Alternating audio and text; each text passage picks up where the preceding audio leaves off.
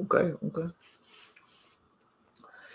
The Untouchable True School Sports Empire proudly presents something the boxing games are missing. Hey, what's going on? It's your boy BT. And I came here to talk boxing with the thousands of True School Sports subscribers. Now, this is in fact the aftermath of Vergil Ortiz versus Fredrick Lawson, as well as Vergil Ortiz calling out Tim Tszyu.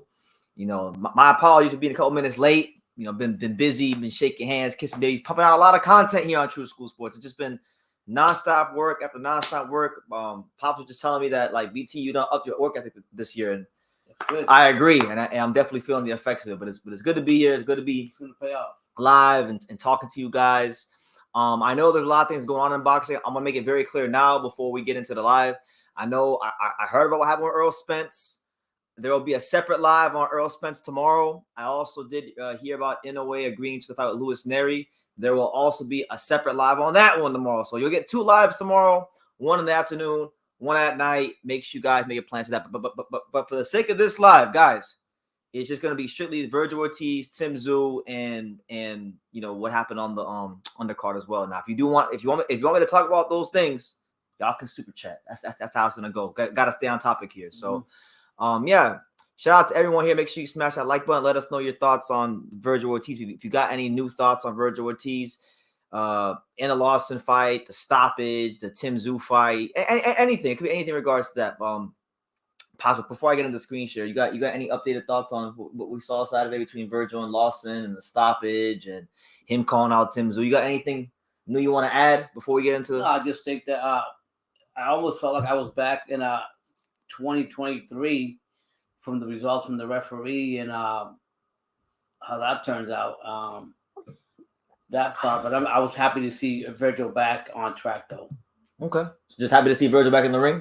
Yeah, I'm glad to see him back in the ring. I'm really excited for that Tim Tszyu and him fighting if they do fight, because I'm riding with the Australian, but it'll be a great fight if it happens. Absolutely. So let's get into it, man, because there's just so much to talk about. There's so much to dissect. This isn't going to be no long and drawn out live, but if y'all got any thoughts down below, leave them down below.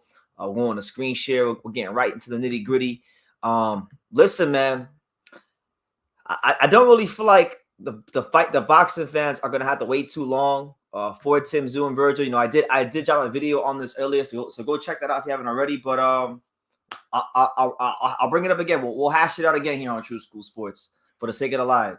Now, this was right after the fight. I don't know if you saw the tweets, Pops. No, but I just knew it. The only thing I remember was when Virgil came out. That was surprised me that he just said he wants that Tim Tszyu fight or anybody else. Well, Tim Tszyu came out himself and responded to that. Okay. And it was a good response. He said, "Yo, Virgil, welcome to the 54 Club. I'm always keen to make a modern day classic." So, you know, you already see that the fact that Tim Tszyu is behaving like a fighter. You see that, like, the way they both act. I don't think it's gonna be. I don't think it's gonna take too long to make this fight happen. I feel like we're gonna get Tim Tszyu versus Vergil Ortiz quickly and swiftly, and that's the way he's behaving. So what do you feel about, I guess, it? And then Virgil responded to him and said, "I knew you would be, man. Let's do it." Yeah, so, I mean, they always say a picture's worth 1,000 words, but looking at that, these guys, they're not the real talkers at all. So for them to write what they wrote and it stands out. They didn't sit there and say, "Well, let me see what manager says." Or let me see how things are going to go. Right off the bat, they went right to the point. Yep. That's it. Cut and dry. Yep. And you know the beautiful thing is, even if in this situation, even if Vergil Ortiz said, "Hey," or Tim Tszyu said, "Hey, let me speak to my manager." Well, guess what? Good news. Good news. All right. Yeah. Tim Tszyu's manager, the great Glenn Jennings, who I had a chance to speak to back in I think it was in March of 2020. Was it 2022? I think. Before the Toro Boucher fight, I think it was back then. Wow. Anyway, Glenn Jennings, esteemed manager, he's been very concise and clear and tactful about what his intentions are. He said, "I think the Tim Tszyu Vergil Ortiz fight is a huge fight, massive. It would be a modern day classic and a fight of the year candidate. You can take that to the bank. I'd like to see Ortiz actually make 154 next versus a better opponent. Then I'd love to see it." And then he then went on by saying, this is Glenn himself. Yeah. "Happy to accommodate. Let's make a date. Tim loves a fight." I love it. I like the fact that there's not any back and forth, A side, B side. I mean, none of that excuses or anything in between. That's what real men do, honestly. if what people say, you go forward, you want to fight the guy, you call him out, he gives you back a feedback. Manager gets involved. Says, let's get Tim Tszyu to sharpen up one more time for a fight, and then Vergil Ortiz another fight, and then we can have the fight. So everything's written in black and white. Fight's gonna happen. No problem with the fighters. So I'm very happy for that. Absolutely. So I'm happy about it.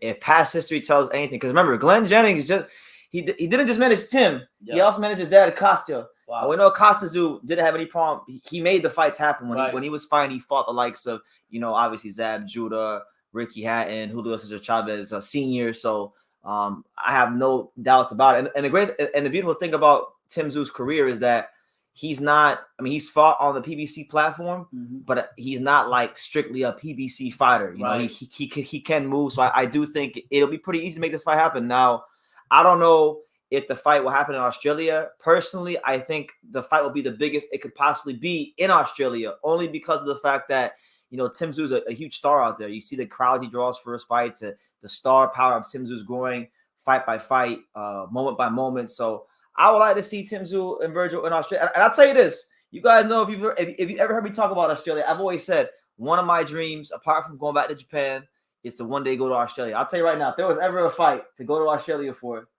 that would be that one. Yeah, so I'm hoping it happens. I mean, that'd be a great fight to go to over there, and you're definitely going to get the attention, the firepower, everything you want, because of the styles of both fighters. So that's what it is. And then as far as what's the next step for Tim Tszyu, because obviously Tim Tszyu does have things he's working on. He can't just sit here and wait for Virgil, because Virgil may need another fight. He barely. Yeah. I barely consider what he had on Saturday debut. I mean, he wasn't even around, and the guy didn't give him no resistance. So, look, they're planning Tim Tszyu versus Vergil Ortiz for the summer.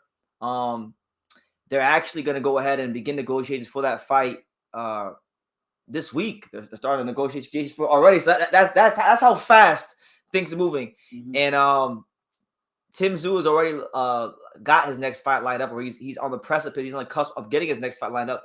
They're saying Tim Tszyu might be fighting Erickson Lubin next in Las Vegas in March. So, Pops, when you hear Tim Tszyu versus Erickson Lubin March, Las Vegas, what do you think about that fight? What I think Tszyu's gonna knock him the fuck out. He don't got no chin or nothing. So shout out to Lubin and whatever his team and whatever, McKinley and all of them. But honestly, he's getting fucked up. He's getting packed up. Why do you say? Why don't you give? He's a Florida boy. I mean, I've seen him last he's South Florida, but he's still Florida. To me, he still does. He doesn't have to. I mean, he's good, decent, but he doesn't have that it pop, that it factor that Tszyu will bring out of it himself if he has to against a Lubin. Lubin's got a weak chin. We know what happened with Charles did to him so many years back. But that, to be fair, he's also been fighting pretty good as of late. But I just think you got somebody in Tszyu. What I really like about Tszyu is that he's always active. Yeah.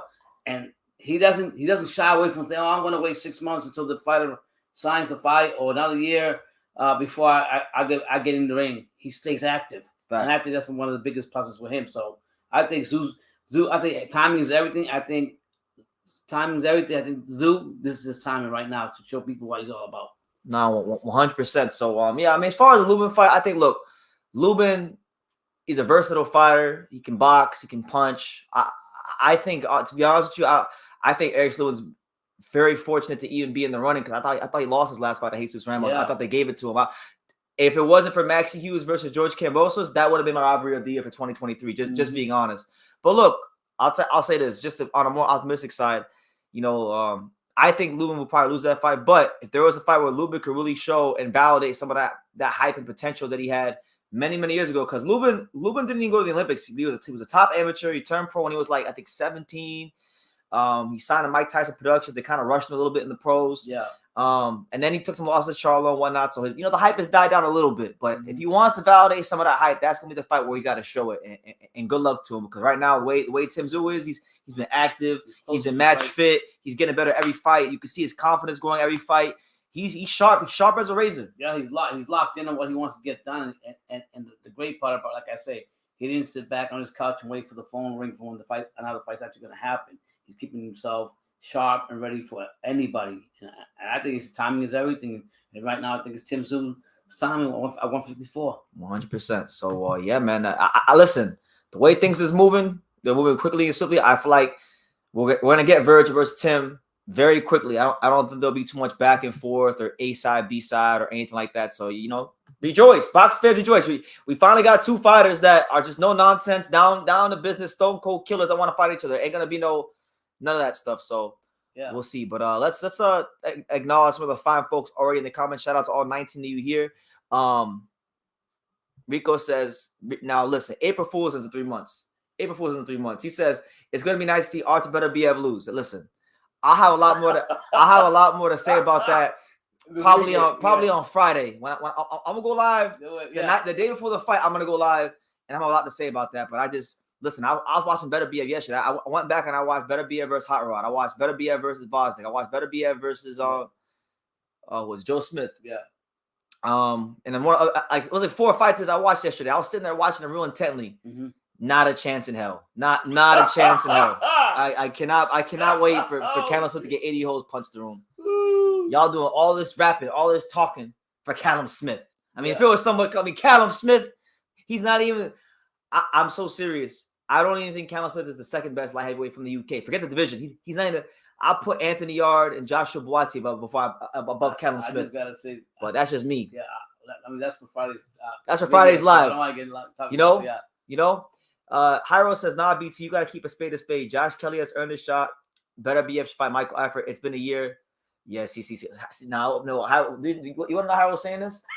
Hyro was saying this because we spoke about this last night. Yeah. He said, basically, oh, BT, you always talk all this Philip Hergovich shit. How come you're not keeping that same energy? Well, I'm going to tell you like this, because unlike Michael Eifert, now look, Michael Eifert, respect Michael Eifert. He beat John Pascal. I didn't think he was going to beat John Pascal, so he deserves credit. Right. And he should get his shot. But it ain't like Philip Hergovich, because Philip Hergovich had literally, go down the list, more than the entire, damn near the whole top 15 tournament before he got to Zhang. So it's a bit of a different situation, but I understand what he's saying. Mm-hmm. As far as Josh Kelly, now look, I like Josh Kelly. Quiet as kept back in back in the day when he first burst onto the scene. I was Josh Kelly was exciting. He looked like the damn British Roy Jones. I mean, look, right now, Josh Kelly is the #1 contender, as you can see right there, in the WBO. Now, Josh Pretty Boy Kelly, he's done a good job of rebuilding his career. He's got some good wins domestically in the UK. We on screen share? Yeah, we're on screen share. Okay. Yeah, he's got some good wins. Since he lost to David Avanesyan, he's on a 5-fight win streak. Yeah.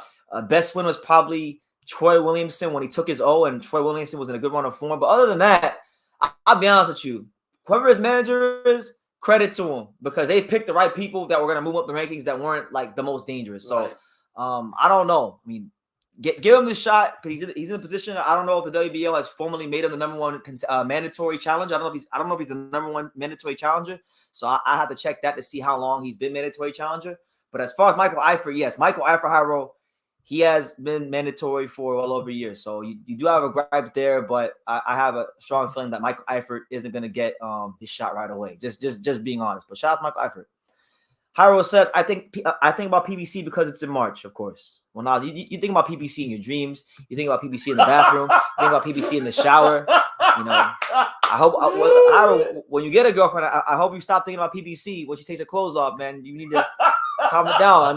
You gotta have an Al Haymon shrine in his bathroom. Oh, I think we laugh. Salute to B team. Salute to you. Shout out to you, champ. Thank you so much. Al the Power, what's up? What it do? What's good with it? What's going on, Al? Hyro says, I don't see Vergil Ortiz versus Tim till next year because of the fact that Tim has already had a voluntary and he's gonna fight Lubin. He needs to fight Josh Kelly. Hyro, I swear to God, man, you know how to put. You must think about different things. We'll see. We shall see. We'll see, Hyro. Lubin's beating Tim in Vegas. Listen, I highly doubt that, but listen, good fight. Yeah. Good fight. Salute. Y'all saw that near. I did. I saw that it got made. It literally got made like 5 minutes before I scheduled this live. So there will be a live on that tomorrow afternoon, and I'll talk about it there. But we'll see how it goes. They're talking about the Japan, the JBC, the Japanese Box Commission. They're gonna go ahead and probably lift the ban so Neri could come to Japan. So there won't be no Inoue coming to the States for that fight, like I thought and many thought. Let me see. Callum Smith would smoke Buatsi like a blunt. I don't know about that one, man. I don't know. A lot of people like to put down Joshua Buatsi because he hasn't looked the best recently against guys like Powell Steven and his career's kind of stagnated, but I'm not buying. I'm sorry. Like I'm not buying the Callum Smith hype. Like y'all getting a little too excited about him fighting Mateo Badalik and what's his name? Lennon Castillo. I mean, congratulations. He's looked devastating. He's done what he's supposed to do against those guys. But you know, as much as Buatsi, people don't think a whole lot about him anymore.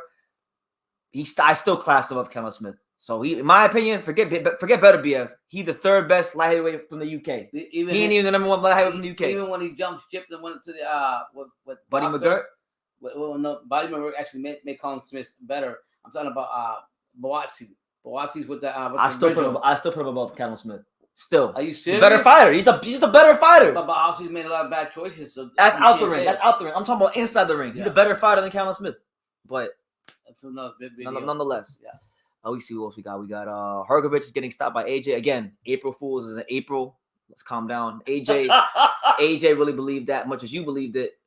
Yeah. He wouldn't be fighting an MMA fighter next. But again, I've already spoken about that. Anyway, thank you for the comment. Let's stay on topic, right? Because there are still some things with Virgil and the aftermath of that fight that I want to touch on, right? Because this isn't gonna be no long live. But I don't know if you heard about it. Did you hear about what happened with the Nevada Commission and Lawson and the brain aneurysm? Yeah, I heard you tell me about. Tell me about that. Okay, so we're gonna touch on that right quick. This is that segment of the show where we touch on that. So make sure y'all smash that like button. Definitely take the time to subscribe. Where the hell did I have it? I had the thing with 20 weeks somewhere here. Where was it? See if you find it. Where were we at? Anyway, I can pull it up. I know where it's at. So anyway, look, I'll pull it up right now. But before I get to the commission, because the commission did release a statement today about Tony Weeks' allegations and what he said about why he stopped the fight. I wanted to read you guys a statement. I wanted to put it on the screen and read it to you guys and read it to Pops as well so he can see for himself. I don't even think you've seen the actual statement from 20 Weeks. No. But Tony Weeks, where is it? Tony Weeks said the following. Where are we at? Here it is, right here. So this is on Facebook. This was yesterday, right after. Yeah, this is yesterday or not like later on that night after the fight. Here's what Tony Weeks said about Lawson, because apparently his health was compromised. There was some, the correct term I think is malpractice going on. Right. He said the following, and I quote, "What the public didn't know was that prior to the fight, they did a brain scan on Lawson and it came up that he had an aneurysm. And they did a test again and the same aneurysm came up. Another doctor was brought in and gave him the same exact examination and he tested negative for the aneurysm, so they cleared him to fight." So, he fails 2 tests, and they said, nah, that's not correct. That's not correct. They got like probably like some bootleg doctor from God knows where, and then he said, no, he's good, and they cleared him. So that's kind of crazy. That's kind of crazy that you would jeopardize or that his team or even De La Hoya or Golden Boy just going through with a fight, knowing what this guy has, whether he has it or not, it still comes into question. You're still jeopardizing his health, all because you want Vergil Ortiz to come back and shine against an opponent that might have got blessed if it stopped. It could have got brain damage. It could have been worse. So I don't totally agree with that. I agree with 20 Weeks. Is that why he stopped it? I don't agree with Golden Boy or De La Hoya on the fact that they don't give a fuck. They don't care about the opponent no matter what the losses and wins are. Yeah, so it is what it is. Look, we know boxing is not a sport that's squeaky clean. We know boxing is not a sport for choir boys. It's a like Rick Glazer said the other night on the live. It's a cold-blooded game. You gotta be cold-blooded to survive it. Yeah, So, but look, even for boxing, even by boxing standards, this is low. Yeah, this is low. Listen, Vergil Ortiz is a world-class creme de la creme fighter. He could win this fight on his own. He doesn't need the help of a compromised opponent or a bad referee or a bad stoppage. He's good enough on his own to beat the Fredrick Lawsons of the world. Yeah. So but the thing is, how do you go through it knowing that I don't know if when do the promoters get a health thing from both fighters, opponents regardless? I mean, look, I'm gonna be honest. I don't know when I'm gonna have him back on the show again, or when I'm gonna go interview him again. But I know for a fact that Rick Glazer was responsible for getting Fredrick Lawson. Why? Because I asked him about it last time we were on here, and he confirmed to me that yes, he was the guy that played a pivotal role in getting Lawson onto the card for Golden Boy. So I want to ask him, hey Rick, did you know that this guy's health was compromised? And maybe he'll have some insight to that. We'll see how that goes. Cool. But nonetheless, today, and I haven't even read the statement for myself yet, so you guys are gonna get this organic reaction from me. Today, a couple hours ago, actually, the Nevada Commission released a statement about what 20 Weeks said. Here's what they said. They said the following, and I quote, "On January 6th, a contest was held between Vergil Ortiz and Fredrick Lawson in Las Vegas, Nevada. The contest was under the jurisdiction of the Nevada State Athletic Commission. The health and safety of the unarmed combatants that compete in the state are paramount to the commission. All contestants in the event were subject to full medical examinations and were cleared by medical experts to compete without restrictions. The commission and its executive director will continue its ongoing practice of reviewing its official performance during and after an event." I think that, to me, that's just a fucking hogwash. I have no idea what it's a hogwash BS bullshit to cover themselves. They don't look bad. Bottom line is somebody slipped up. Somebody had to know that. I mean, they had to switch the health reports for 20 weeks to even think about that. I mean, you come out and say that means that everybody else that was involved with it had to know about it. And I'm not saying that Virgil didn't win the fight or could have won the fight. What I'm getting at, I'm more concerned with the principle of jeopardizing. The general principle of the matter, the GP. Yeah, the GP of jeopardizing somebody's health. I mean, but then again, they're not seeing how cold-blooded boxers could be. Just no disrespect to Rick Glazer, but I mean, the way he came out after what he said about Duncan, whether he decides his opinion, but like he didn't give two shits about whatever the case may be. And to be honest, I guess boxing, if you look at the dark side of it, that's part of the problem we have now. How can a referee be aware of it and not the promoters be aware of what that could have been? God bless him. That could have been another the Puerto Rican guy that got Patrick Cologne or Patrick Gay or Maxime Dadashev. So you know? I mean, how can you sit there and just put him in there at some point? And then again, we don't know if the boxer knew and he didn't tell his team. I don't know. It's just a bunch. This right here is hogwash. All right. Well, you know what? I'm gonna add that one into my vocabulary. That's hogwash. Mm-hmm. I heard that term before. I never heard that term, hogwash. But let's get to the comments, guys. I know you guys are probably firing off on all cylinders right now. You got a lot to say. So my man right here says, "Are we assuming that Tony Weeks is telling the truth?" What whether I assume it or not, it's brought up.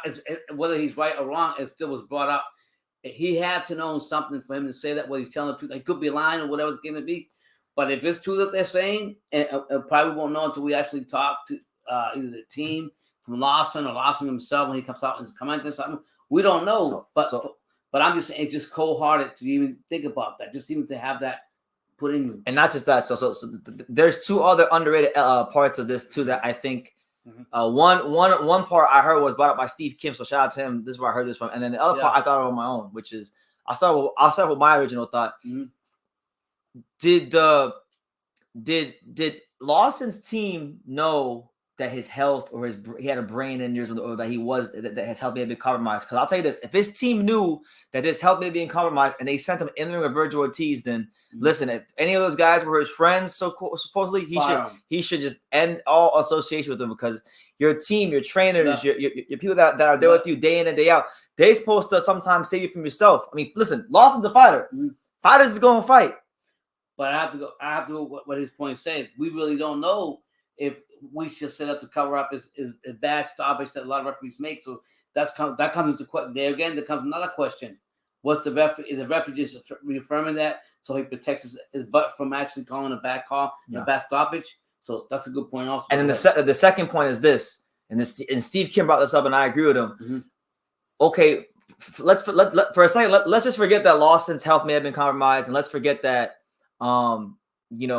Weeks had made a bad stoppage. But before we even got to that point, where was the zone? Why couldn't the zone? Why did the zone, like, how come they didn't why did they televise this fight? Because listen, I knew, you knew, and anybody who knew anything half a lick about boxing, you didn't know anything. You didn't need to know much about boxing to know that this was an extreme mismatch. I mean, extreme. I'm talking. What was that fight? What was that fight where Arturo Gatti knocked that guy out and it was like a big mismatch? It was that dude that trained Teofimo Lopez. What was that guy's name? It was Arturo Gatti versus guys, help me out here. Who was the guy that used to train Teofimo Lopez after the Lomachenko fight? They split, and then Teo started losing all these fights. He lost that fight to Cambosos. Well, Arturo Gatti versus that guy. I remember Arturo Gatti was like much bigger than that guy, and then he knocked him the hell out, and it was known as one of the biggest mismatches. I feel like this fight was actually more of a bigger mismatch than that.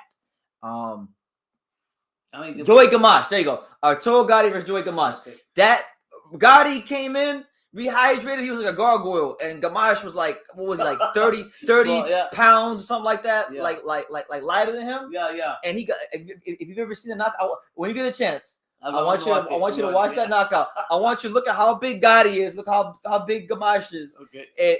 One of the worst. Like this fight to me was beyond that because Gamache was a more credible fighter than Lawson was. So my thing is the zone. All right, have some professional pride.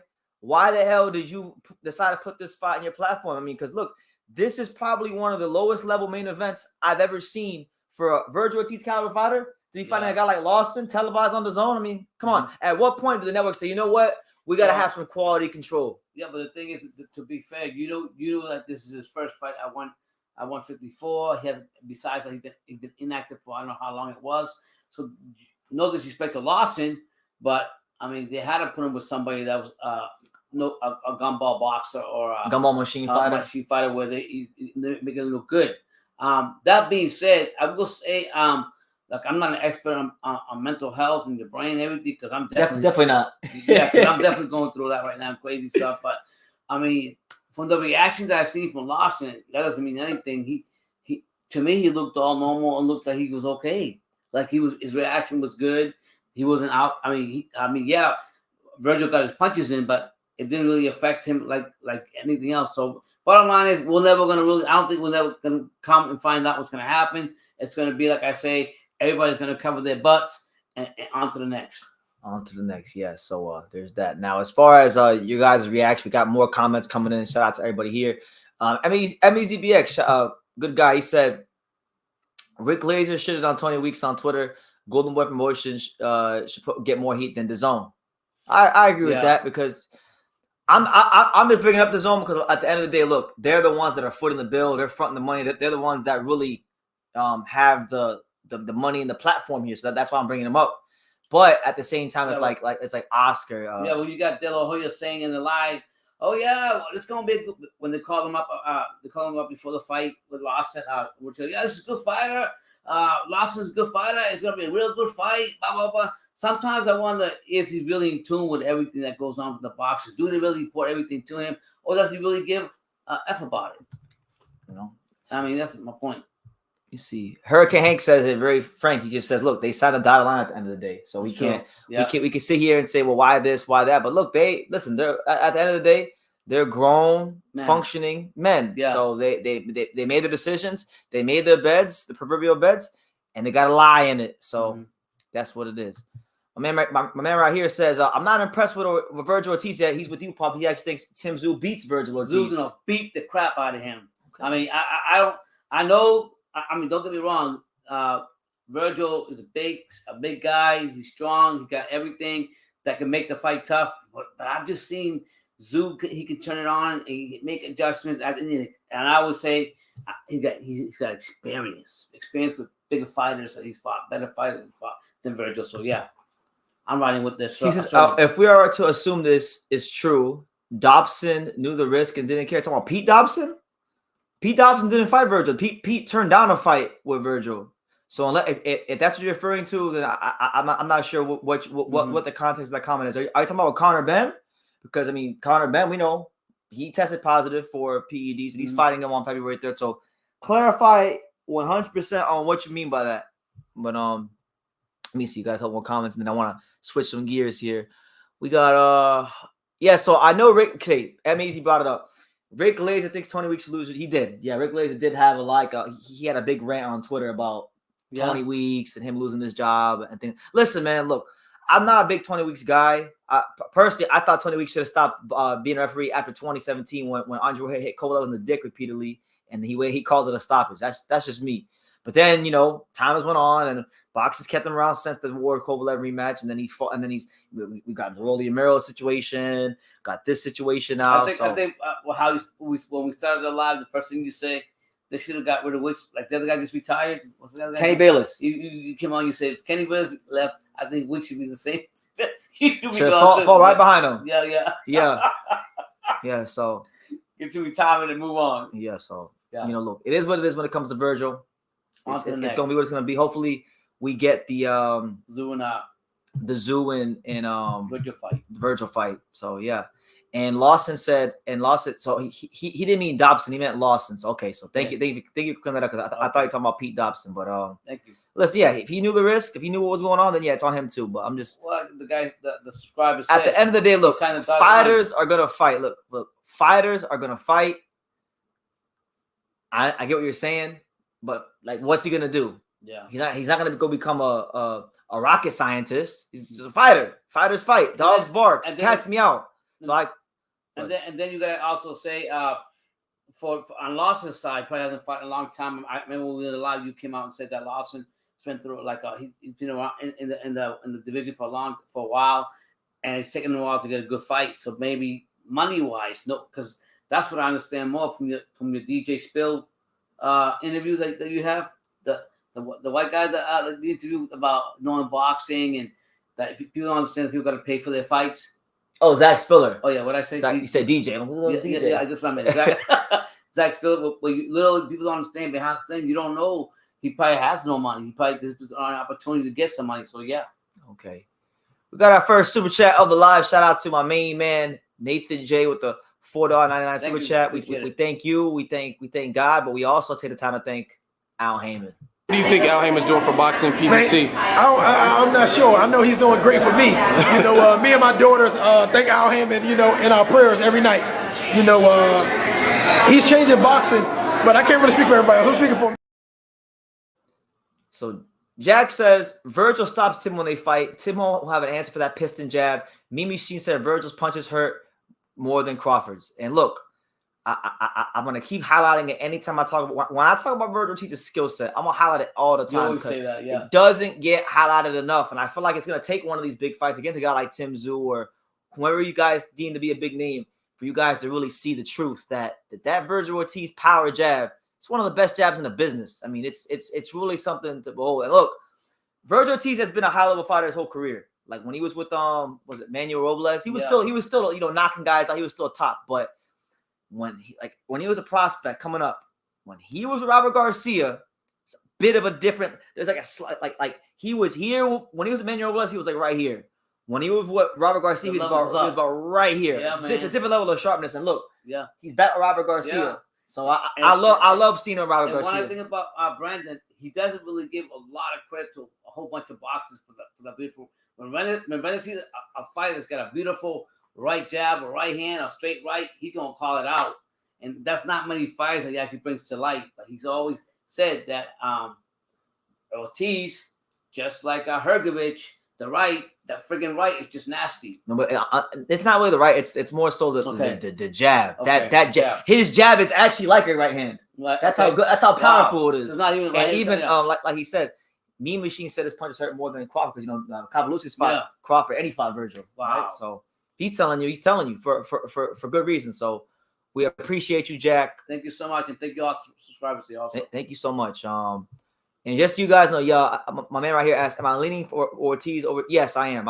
It's a good fight. I think it wouldn't shock me if Tim won. I just think the difference in that fight is going to be that power jab of Vergil Ortiz. When have you seen Ortiz? Tszyu really hurt by anybody? Terrell Boucher when he got dropped. But that was dropped. Was it like it wasn't? It was a flash knockdown. It wasn't like he got back. Like it wasn't like this next time I'm going to talk about when Barroso hit O'Hara Davies. I mean, it wasn't like that. What would you say? Okay, now that you said that Boucher dropped him on a flash, right? Level wise, who do you think is better? Obviously, you're going to say Ortiz, right? Yeah, I get the slot. Wait, for what? Over I'm saying Ortiz over Tszyu, you mean? Yeah, I know you got Ortiz over Tszyu. Okay. Now, my point was that Tszyu got knocked down, but it wasn't like like you said, a flash knockdown from Boucher. Now, what I'm trying to compare to you is now that Tszyu fought Boucher and now he's going to fight Ortiz. Out of the two, who do you think is a better fighter that's going to give more problems? Oh, Virgil's better than Boucher. Yeah. Listen. Boucher's a solid fighter. He was a U.S. Olympian. I remember when Boucher fought Lubin, and both of them just sat there and postured for like 8 or 9 rounds, didn't do anything until like the 12th round, and then Boucher finally let his hands go. Boucher is solid. It was a good solid test at that stage for Tszyu. But the Tszyu that fought Boucher and the Tszyu now, I mean, he's about 4 levels better than he was when he fought Boucher. So it's not even worth talking about at this point. And Virgil is much better than. So if I'll tell you now, if Virgil fought Goucher, because Tim was a distance with him. If Virgil fought Goucher wouldn't see the 6th round. Seriously? Goucher would get packed up in 6 rounds before Virgil. I think. But wasn't that the first fight for? That was his first fight in the US. In USA. Yeah. In the USA. No, yeah. I think if Virgil fought Goucher would not see the 6th round. Wow. You know, with all respect to you running with Virgil when they fight? 100%. Are you serious? 100% I'm with Virgil. Great. Tim Tszyu? I love Tim. Tim's a beast, boy. You better recognize that name. You know that Zissou shit. You Australia. You better let them know that Zissou name means something. Okay. I'm joking. Okay. It's gonna be good talking. I think. And I like Virgil too. Yeah, the chat's going crazy because like, did your pops just compare Goucher to Vergil Ortiz? That's what I'm saying. I had to. Yeah. I had to be the diplomatic, but like, come on, pops, come on. Yeah, I got a bad memory. Yeah, come on. Bad memory. I just want what I was trying to say. They think you're trolling. Yeah, like, how dare you? Okay, yeah. All right, but look, it's all good. Y'all can leave your comments down below on Virgil. I'll get back to him in a second. But we're gonna switch gears a little bit. I know this is the part of the show Pops is looking very forward to because you know. The old man did it. You know, Ismael Barroso beat the brakes off of Horror Davies. I mean, 1 round. I mean, he beat him so bad. I know Oscar De La Hoya is like saying, "Why the hell did I sign this British dude?" You know, I know he's saying that to himself. So let's talk about Barroso because to me, he really stole the whole show with everything he had going on. Look, I'm gonna tell you guys this. One of the common themes that I saw when I went on social media after the live was done, and I saw looking at the reaction, is like, you know. Like, look at Darren Fio. Darren Fio is tweeting in all caps. Yeah. He's all excited, fanboying out over Barroso. Yeah. A lot of the guys in boxing media who have been in boxing like decades longer than me that don't get excited about anything because they've seen so much, they've been to like some of the best fights ever. They were getting excited about Barroso. Yeah. So that lets you know that Barroso is becoming and is must-see TV. When you got Darren, same thing was happening when who else was tweeting like that? A couple other box fighters were tweeting just like this in all caps. He said, "Barroso, old man KO, 1st round knockout win. He dropped Davies hard twice, and that's that.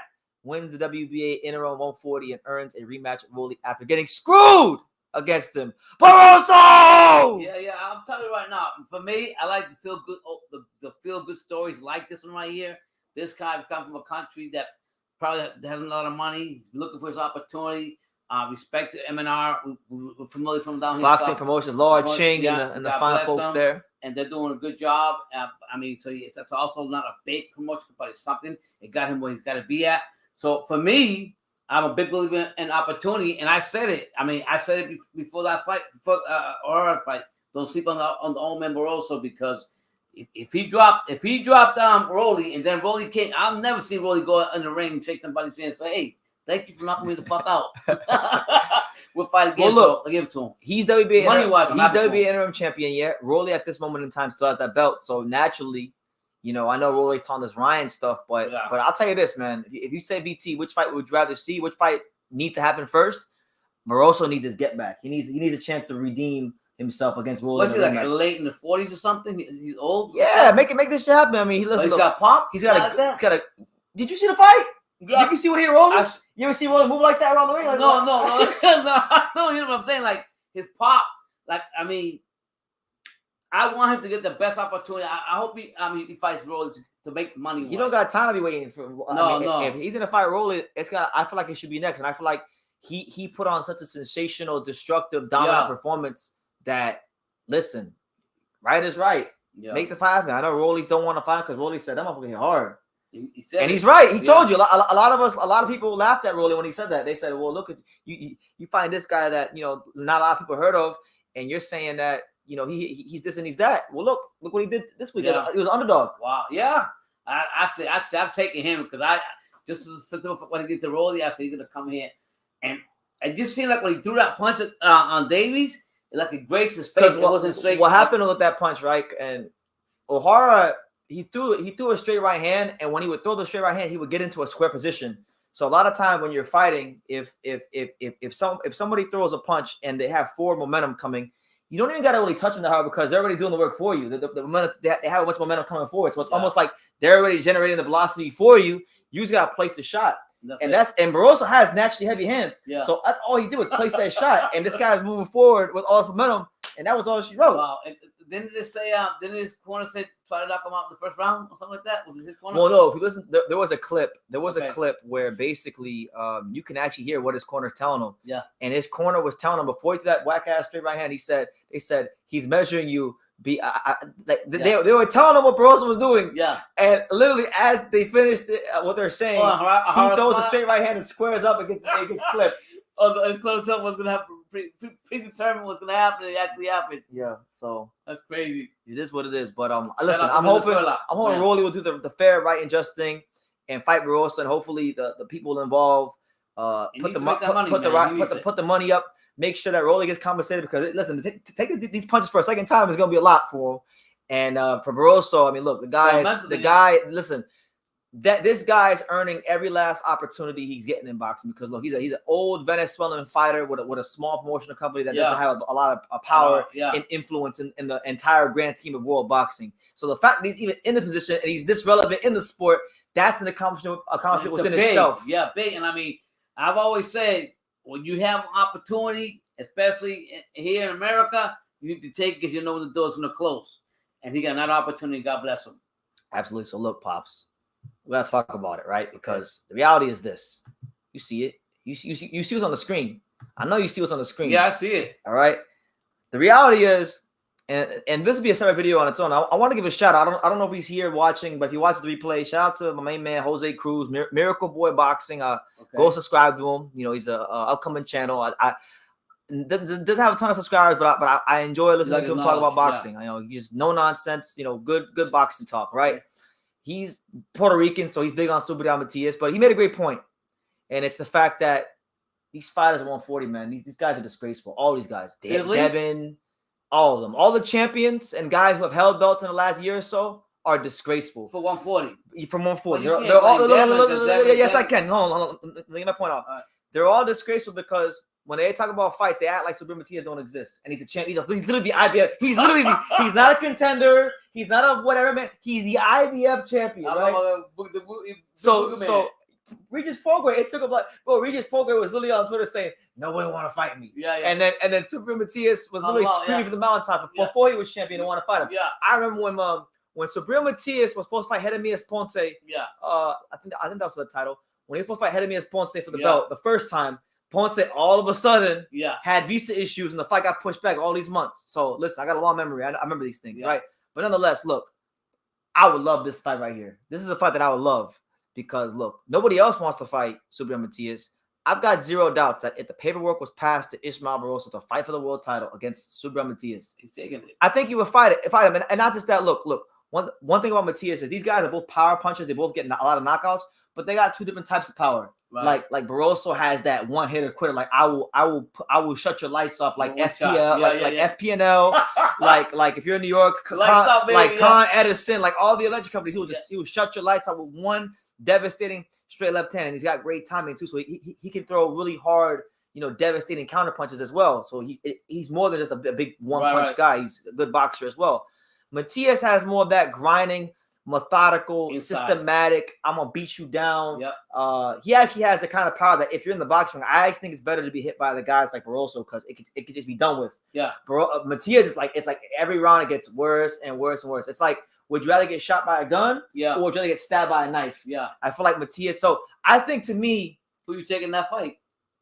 After what Matias did to Ergashev, man, I'm sorry, I can't pick against the guy. I can't do it. I'll say it like this. I'm gonna rock with my Puerto Rican, but man, I mean, if Barroso gets another opportunity like this, if he fights, let's say if he fights Foley, right? We got to fight from Foley, or if he gets this offer from Sabril, I mean, I don't know which fight he'll make more money off, to be honest. But just the fact that he'll get an opportunity to beat somebody like that. I mean, look, he gets a chance to fight for the world title, which I mean, at that stage of his career.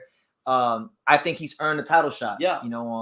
I think too, stylistically speaking, Barroso might be one of the only guys in this entire weight class who I think has the pop. As crazy as it sounds, because he's the old man. They make fun of how he looks and stuff, but Barroso might be the only guy with the thump to keep Matias honest. Let me ask you a question. Now, I'm probably right what I'm saying.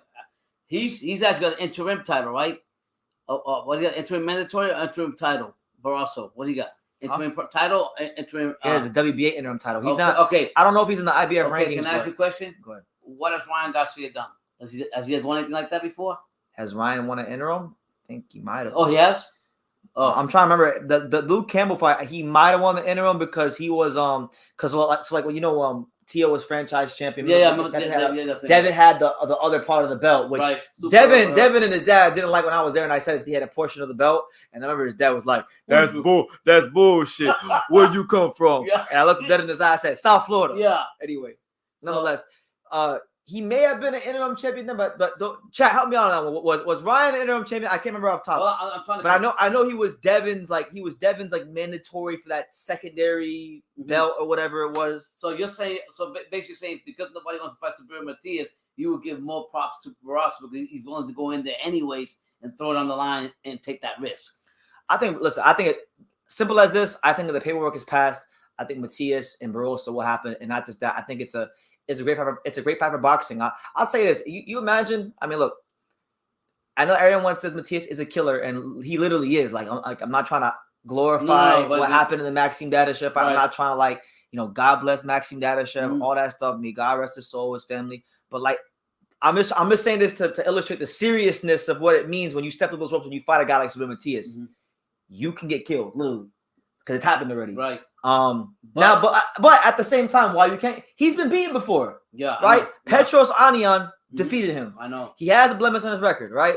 So he did avenge it. So technically, he has defeated every man he stepped in the ring with. He's kind of like Lennox Lewis. He's like Iowa Strata, where he has those losses, but he's avenged any and all losses he got. Right. He avenged them. So no one can say they got one over on good old Subriel Matias. But I'm gonna tell you this: if Matias cannot take the power of BOSO, he going to sleep real quick. But at the same time, it's also one of those things where it's like, if Matias can take the power of BOSO, I think age could show itself in this fight, and he may wind up getting the Ergashev treatment, the Shohan Ergashev treatment. I'm telling you right now, I'm gonna ride with my boy from Puerto Rico, but I will not take anything with BOSO because he's got I'm just gonna say it right. He's not a Deontay Wilder, but he's got that one punch, that one knockout punch that can put you out quick. You know what I mean? Yeah. So look, I feel like this. Look, the reason I'm highlighting this fight is because one, shout out to the guy on Twitter, Dan the Boxing Man, for the tweet. He tweeted this, so this is what prompted me to put this on the screen. This is his tweet, so go follow him. But what I'll say is this: like, I don't want to sit here and waffle about and be unrealistic. Like, I know Devin Haney's not fighting Subriel Matias. I know that Rolly's not gonna fight Subriel Matias. And maybe Tszyu might fight Subriel Matias because look, I'm gonna hold Tszyu accountable though for Subriel Matias because I spoke to his dad in real life at the WBA convention, and his dad was telling me, hey, we're trying to fight Subriel Matias after this Vergil Ortiz fight, and there's been a bunch of reports about them fighting supposedly on Puerto Rican Day weekend. So the only one I'm really holding to accountable is Tszyu, but even I don't think he's in the fight because truthfully, look, I don't think he's gonna fight him because first of all, Tszyu's a top-ranked fighter, so here's a PBC. So my thing is, Top Rank may feel comfortable putting him in the ring. And maybe PBC doesn't view Subriel Matias as a priority, but I just think, look, the money's not going to be there for these guys. If I'll put it like this: if you leave it up to Devin, Rolly, and Tszyu, their own vices to make whatever the decisions they want, they're not fighting Subriel Matias because the money's not going to be right, and they know what comes with that. Richardson Hitchens literally just came out and said, I will fight any champion in the division but Subriel Matias. And even Brooklyn? I want to clarify this too. Like Richardson Hitchens, he first did an interview saying that the reason he wouldn't fight Subriel Matias was because of this 10-pound rehydration clause from the IBS. So he feels like, if he's going to fight a guy as dangerous as that, then, he should, be able to rehydrate and not be compromised weight-wise, which I understand. But my thing is, you're ranked in the IBF. So, like maybe not you, because sometimes fighters actually don't know the rules of these sanctioning bodies. But his managers know the rules, so they should. If they're not trying to fight Subriel Matias, they need to go in another direction. Because then I've heard him say it again. I'll fight any champion in the division but Subriel Matias. He literally said that in an interview. That means he's scared. Huh? That means he's scared. And you said Izzy from Brooklyn. What that got to do anything? Brooklyn got some rough. What that got to do anything? Big baby, Riddick Bowe. That's what you would know. You try to get me going. You try to get me to say something out of pocket on the slide. I'm not taking the bait. I'm not taking the bait. But let's address the chat right now because I did see we got some super chat. So we'll start with Hyro because I did see Hyro's super chat. Thank you, Hyro. And by the way, Hyro, Thank you for reminding me. I didn't. Where is it? I saw some chat. But Hyro, before I get to super chat, I didn't put the clip of Eddie Hearn and talking about Callum Smith knocking out BF. So call me after the live and remind me when we do the FaceTime, so I could put it in the StreamYard. So I have there's this clip of Eddie Hearn talking this straight bullshit about how Callum Smith's gonna knock out BF. Like you can tell he doesn't even believe what he's saying himself. But Harold wants me to put it in the StreamYard, so I'm gonna do that just for that live. All right, Harold, see how much we got a super chat from Hyro, all right, and you know. We'll get to Eddie Hearn, but, you know, thank you, Al Haymon. What do you think Al Haymon's doing for boxing PBC? I'm not sure. I know he's doing great for me. You know, me and my daughters thank Al Haymon, you know, in our prayers every night. You know, he's changing boxing, but I can't really speak for everybody else. I'm speaking for me. So Hyro says that Eddie Hearn believes Callum Smith will be Artur Beterbiev. Yeah. Eddie Hearn believed that Kid Galahad was going to be a world champion. So, you know, we can only take what Eddie Hearn says, but so seriously at times, you know. But listen, I got love for Eddie Hearn. I think he's a great promoter, and God bless him. You know, listen, I'm gonna tell you right now, if Callum Smith knocks out Beterbiev and does what some of you guys think, man, I'm gonna have to do a lot of talking. I'll have to do a lot of backtracking, you know, giving him his due. I like subscriber that says anything pops like I'm gonna bet against. Like, we got another super chat. Shout out to my guy Ed Perez. You know, shout out to him and shout out to our unofficial sponsors. You know, Big Baby Miller. Tell them who our sponsors are. Yeah, Vienna sausage, cinnamon buns, Wonder Bread, Kool-Aid with no motherfucking sugar. There you have it. So those are the unofficial sponsors. Shout out to Big Baby. Hopefully he gets what he needs to get in order in his own life. Yeah, but Ed Perez says, I'm enjoying the boxing talking. I'm enjoying being here. What's crazy is, guys, I had like no energy before this live started. And then I got on here and it's like I said it was only gonna be an hour. This is gonna be longer than an hour, right? Because y'all give me energy. Y'all really do get me fired up about this whole boxing thing. So definitely you're enjoying the talk. I'm enjoying being here. So you basically say you get more respect to Barrasso than you will Progress if you fight with Diaz. Huh? You put more respect on Barrasso's name. He said it could happen though. You thought Ergashev was going to be with Diaz. Yeah, but you know, now that you bring it up, right? I don't know if y'all heard the news, but you know, Ergashev was stabbed in his leg. Ergashev what? There's all these reports coming out that Ergashev got stabbed in his leg about 6 to 7 months before the fight. Oh, and like, there's a picture of he was in Russia. There's like a pool of blood. Now look, listen. He got his ass beat. He got his ass beat badly. Yeah. I'm not seeing him making an excuse, but he did get stabbed. That's actually a fact. Yeah. So that could have affected the whatever the case. I mean, he did get beat, but what I love about all these boxing bullshit crap, it always comes out way after the fights happen. Come on, man. But you know what? I made a video about this that'll be out, I think, tomorrow. Yeah. I do think that might have played a role as to why he was talking about retirement. Oh, okay. Yeah. That's what I think. Because now that came out, we'll see. But yeah, I did, and he didn't. So nonetheless, that was a bad week for Brandon. But I'm gonna tell you this though. He had a better chance of beating Matias than Callum Smith does against Beterbiev. That's what I can say. Callum Smith has almost zero chance of beating Beterbiev. I mean, that's a new live, but I'm saying, like, what do people? I don't see, like. Look, I'm telling you what it is. I'm telling you what it is. I mean, I'm telling you what it is. He got two big. Listen, I'm not gonna cap. They were impressive knockouts. He knocked out Leonard Castillo. That was that crazy knockout. Leonard Castillo was like, his leg was doing that crazy thing. Yeah. And then he knocked him at Mateo Bataleek. But like, come on, guys, let's just be real. Like, them guys, you can only fight the guys in front of you. But like, them guys was tailor made for a guy like Callum Smith, you know. But so he did what he was supposed to do. We'll see when Beterbiev puts that pressure on him, and when Beterbiev come with that educated, very short, very precise right hand. And he starts pushing up on him worse than John Ryder did. Yeah, and we'll see. I'm gonna say it like this. I know Joe Smith is not Callum Smith. They're two different fighters. But the way Beterbiev came in there and walked down, what's his name? And I seen it live, Joe Smith, and beat him down. Everybody is saying that Callum Smith's gonna do this, Callum Smith's gonna do that. I honestly think that Beterbiev lives for the moment. What I'm saying about that is he gives that little smile, like, okay, whatever, I'll fight you, I will fight you. But when that bell rings, He's gonna chop him down like he did Joe Smith. Again, we got another switch chat. Shout out to longtime viewer Yeah, David Esther. I know David's happy because David has been badgering me for like literally months. Eduardo Sugar Nunez this, Eduardo Sugar Nunez that. I finally got to make it the Eduardo Sugar Nunez video. So it's out there. It's out there. Thank you, I know he's seen it. I know that some people listen. I know that some people think that Callum Smith is gonna upset Better BF, but you know, I'm asking the same question that my main man Johnny Boy is asking. Johnny Boy Combat Talking News. Shout out to him. Yeah, we say. I'm asking, what upset? What upset are you talking about? What the fuck are you talking about? What are you talking about, Basile? Oh, I'm smelling upset. Oh, I'm smelling upset. Go fuck yourself. Go fuck yourself.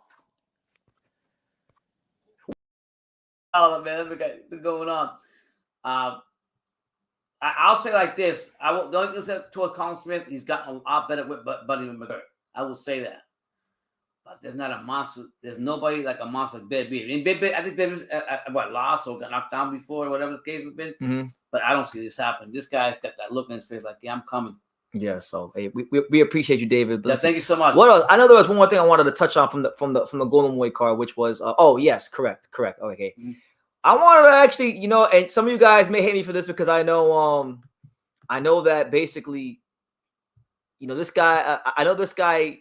A lot of people don't really care for him. They say, "Oh, get run over, this guy's boring. He's not that good." And look, and mind you, man, he sucked. And mind you, look. I don't class him as like this A+ fighter, but I do believe that if a fighter like this dude has been in the rankings for 5 years, right, 4 or 5 years in a row. And he's beaten some good fighters. And I think he should get his chance. I'm not trolling. I'm not trolling you. I think Arnold Barbosa Jr. should get his shot to prove what he can do. Listen. Because look, I kind of view him in the same way as Giovanni Santillán, because the same way we're talking now about Barbosa, I remember, and I know Alexis Rocha is no great fighter, right? But a lot of people weren't even giving him a chance to beat Alexis Rocha. And you saw what happened when he got his shot. So sometimes all a guy needs in life is a nice opportunity to show what he can do. Give him that, but all right. He ain't running to Teofimo. Listen, he's 29-0. He's 29-0. He's ranked. He's been ranked for a long time. Let's talk about Arnold Barbosa Jr. for a second. He got pillow fisted. He ain't going nowhere. So look. Stay where you're at. Look, so Tio, you mentioned Tio, right? Look, yeah. Shout out to Tio. Shout out to Senior. Hopefully, God bless him. But basically, Tio came out and he said it very clearly, very concisely, very tactfully. He said, look, man, Barbosa needs to focus on getting better because he looked absolutely terrible. So here's what he said verbatim. He stated the following, and I quote, Barbosa needs to focus on getting better because he looked terrible. And then he said, if you want to promote, because apparently I guess Barbosa, I'll tell you one thing right now. I think Barbosa is getting frustrated because Barbosa was top ranked for a lot of years. And he's always been in position to get these fights, but he's just never been able to, you know, get over the line and get the actual damn fights. Yeah. So he's getting frustrated, and he's doing what fighters in the position always do. They get overlooked, which is start going crazy and running their mouth. So he was pressing roll, he was pressing Tio. Apparently, he wanted to touch Teofimo's dad, and Tio had said, I quote, "If you want to promote a fight, that's one thing, but if you touch my father, I'm going to lay hands on you, and it's the whole team that's going to do it. There are certain ways he knows he's got to know how to get fights. Physical is not going to be one of them. I love everyone, but I'm worse than Mike Tyson. If you really want to test me, whatever we're trying to do, ain't it?" Wow. So I don't know if he's worse than Mike Tyson, but I get what he's saying. I will say like this. Yes, we could, like, I judged him because he's a bad fighter, but for Teofimo to say that Barbosa is awful, he looked terrible. There are many times when we've seen Teofimo that come out and fight, and he looks like. I mean, he's been up and down fighter. You have the same Martin fight that he had. One thing I'll say about Barbosa is he doesn't like. Don't do that. He doesn't like the world on fire when you watch him fight. But I'll tell you this: his fights are generally, he's a pretty consistent fighter. Like his performances are normally around the same level every fight. Maybe it'll drop when he fights better competition. Maybe it'll rise when he fights better competition. But look, Barbosa, people may not want to hear this, but it's just the truth. And I'm not biased because look, I'm gonna make it very clear. Arnold Barbosa Jr. is not like, I'm no fanboy of him or anything like that. Like I barely made videos about him. So I'm just being fair. Yeah. He's the #1 contender in the WBO. That's just the truth. He's the #1 contender in the WBO. So he's in position. He's in that spot to challenge Teofimo. What about him and Jose Ramirez fight? now someone could probably help me with this because I'm not even sure. I have to do some research. Yeah. It's honorable because I think they had the same manager at one point, which is Rick Morrigan. Okay. But I don't know if they still the same manager now. Okay. I could be wrong. Right. Maybe. Chat, let me know if you guys know. Is Arnold Barbosa Jr. still Rick Morrigan? I know Ramirez is, but is Arnold, because if Arnold isn't with Rick Morrigan, then maybe that fight could happen. But if he is, then it's probably not going to happen. But Right. I don't think you even realize how much history the Teofimo Lopez Barbosa fight Jr. Arnold Barbosa Jr. fight has. Well, I the they're first both time on I Top really Rank. heard it was when they were supposed to sign Top Rank was supposed to sign him or whatever. What was the fight was supposed to happen? Mm-hmm. And then when Tia first got the 140, that was a fight that was talked about. That was Right. like when Tia fought Pedro Campa. It was around that time. When he got injured or something. Yeah. Yeah. So I mean, we don't know. I mean, I wish the best, but for me, he didn't look impressive to me. I mean, you just signed a big contract with Golden Boy, and you're supposed to go out there and show Golden Boy. I agree with all that. My thing is, look, where is it? I had his box rec earlier, but look, I want to just run through his box rec right quick because you know what?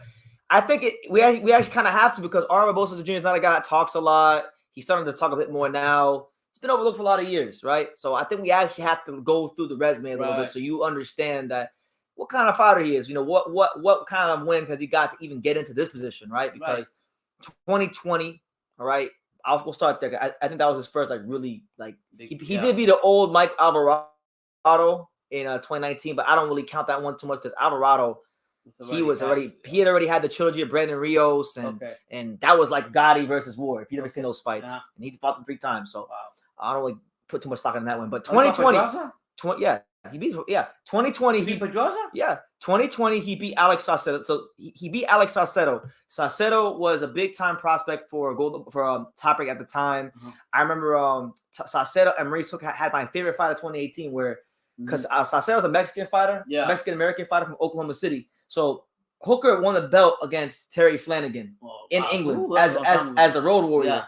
All right. Top Rank thought that it was going to be slim pickings. It was going to be easy for Saucedo to beat Hooker. So they overpaid Hooker to become the B-side fighter as champion. They made him come to Alex Saucedo's hometown. Right. Saucedo dropped Hooker in the first round, and then Hooker got the chaos and knocked Saucedo the fuck out to defend his belt. And that's why, I never tolerate any Maurice Hooker slander because he validated himself as a champion when he won the belt and in his first defense. But Barbosa fought him in 2020, Saucedo, and he retired him. Right, that was Saucedo's last fight. I think one of the things that when we're talking about Barbosa, even after during the live, is that you say that to you it's the saying that you always say that boxers get up to whatever fighter they're fighting, and he might be one of those fighters. Then I mean, because if he knocked down Saucedo, right? Yep. He beat Pedrosa. Hold on. We'll get to that. He beat Antonio Moran. Good fighter. We know Moran won the Pro Box Last Chance tournament, beat Kendall Castaneda in the final. He's fighting Romero Duno. So he's actually rebounded pretty well since the Devin Haney loss all those years ago. He beat Danielito Zarilla in much easier fashion than Regis Prograis did. Prograis got dropped by him, and some people thought he lost that fight. There was none of that when he fought when Barbosa beat Zarilla. Then he followed up and he beat Pedraza. And then this following week, he did what Ernesto Tito Mercado couldn't do, and he stopped Zolani and Dengeni. So, do I think he's like this creme of the creme top shelf fighter? I'm gonna be honest, I don't. But what I think he is, he's shown to be a good, steady, solid, proven fighter. And look, he may be better than I think he is. He may be worse than I think he is. But I'm not gonna know that if he doesn't get the fights. And that's all I'm saying. He should get the opportunity, like anybody in life, to prove himself for what he could do. True. You know, and look, you know, look, this is how much I want to show you guys this, right? Because look, this is a post from January of last year. Wow, yeah. From ESPN themselves. Right. Top Rank is exploring the possibility of a 140-pound showdown between Arnold Barbosa and Teofimo Lopez. That was last year.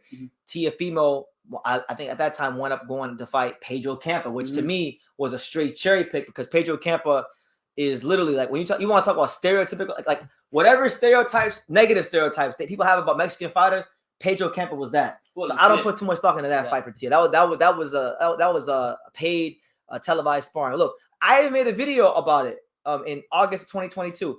Teofimo Lopez versus Arnold Barbosa, the real test for Teofimo 140. That was August of 2022. I was talking about that, right? This guy right here, Marcos. This guy Marcos. The Philly Casual. This guy loves Top Rank. He said, "I like Honorable Barbosa Jr. I like Honorable Barbosa Jr. I believe both Tszyu and Regis ducked Honorable Barbosa Jr." Wow. On the other hand, Top Rank did give Arnold plenty of opportunities to shine, and he shit the bed every single time. Trust me, I know. I'm one of the world's premier Top Rankologists. Okay, so, wow. So there you have it. Yeah. So he's been one of these guys that, you know, he's been doing what he needs to do, beating the guys they put in front of him, and he's just not getting the opportunity. So I just wanted to highlight him because I think he is worthy of those opportunities. So time will tell them, basically. Time will tell. And look, I know, like, I see Rocky Austin. Shout out to Rocky. Big Supreme wants to know, can you post the links in the chat to all these things? Shit, I might. Well, I could, but I asked out on my links. So look, you guys can see what I was reading on Twitter. So if you want to go find them, you can go find them yourself. But I wish you would have told me that before the live. I would have did that. Yeah, because you don't have it. Maybe I'll start doing that, like after these lives end. I'll post the links in the description so you guys can actually click for yourself. That's a good idea. Actually. Yeah. But nonetheless, all I'm advocating for is for him to really just go ahead and get his shot. And if he's on that level, great. If he's not on that level, then it is what it is. You know. Got on the super chat once again. Shout out to our sponsors, our official and unofficial sponsors. Big baby, tell them who they are. Vienna sausage, cinnamon buns, Wonder Bread, Kool-Aid with no motherfucking sugar. There you have it. Yeah. There you have it. Ed Perez says, you and your dad are a good team. I think so. I think so. It's not really too much hard work when Pops is here, you know? I mean, but that's the man with the brain right there. Fact. So I saw an interesting comment. I saw a really and thank everybody being here. David said, LOL, Pedro Campo gave Brandon Lee the business. Well, that's more of an indictment on Brandon Lee and how good he isn't. That's not really like Brandon Lee. Yeah, we still gotta give credit. Brandon Lee. No, I give Campo credit. Like that's good for him. Yeah. But I'm talking about basically saying I'm talking about Brandon. Listen. There's a reason Brandon Lee is like 30-0 and hasn't fought barely anybody. Yeah. And the one decent guy he fought, Will Madera, he got dropped by him and had to go life and death with him. So my thing is that's really more an indictment on Brandon Lee, and that's why Brandon Lee won't fight anybody really. You should stay with that manager that fight that took care of him. Yeah, Larry highlights the point that Barbosa wanted to get in the ring after the Sandor Martin fight, and Tszyu told him no. Oh wow! I mean, listen. To be fair, Teofimo's son couldn't even get in the ring after that fight. The wife was trying. He was trying to get his son in the ring for that fight. So I think for Tio's sake, he's in a better world this time, better mindset now. You see what his son going up. So you don't give Barbosa no chance against. Okay, I'll give no chance. Maybe not against Tszyu. What about Matias? Progress. Barroso? No, I'll take a Barroso. Man. Because in my opinion, the reason I would take a Barroso over Barbosa, I'll tell you why.